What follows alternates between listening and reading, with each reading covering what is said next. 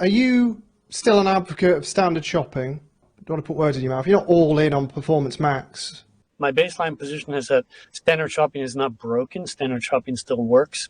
We have clients who they're not going to want to try out PMax. They're happy with standard shopping. They don't like PMax, whatever the case might be. They didn't like smart shopping before that, and I respect that. I totally respect that. I'm not going to twist anyone's arm, but also for anyone who's willing to give it a shot, I'm encouraging that too, because it is a new technology. We should, in my opinion, be open to new technologies and try these things. The jury's still very much out because it's a moving target if this product doesn't feel entirely finished yet, and we're all kind of bankrolling that, which is something that I relate to more. But the product is getting better. What would your approach be for PMax? So you've got standard shopping or smart shopping and you're being forced to move to PMax.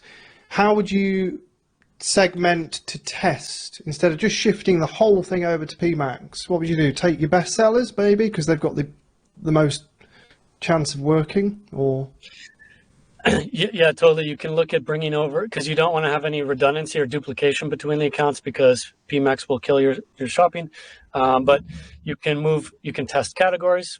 We've been doing that with merchants all the time.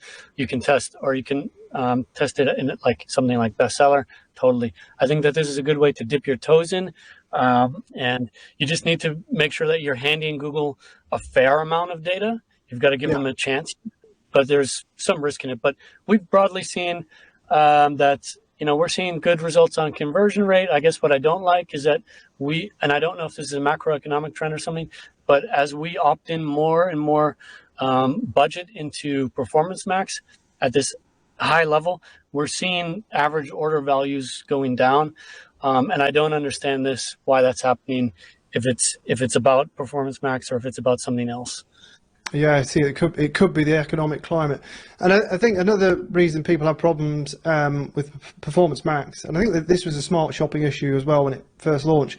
They weren't giving it good stuff, so they weren't giving it the best sellers. They were giving it the bottom pile and say, "Well, try and make that work."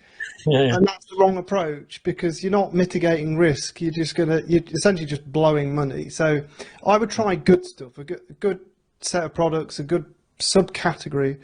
Give it a fair chance, essentially. But as Mike alluded to, and I've said, standard shopping ain't broke. It's more work, but it ain't broke. We don't make mistakes. We have happy accidents.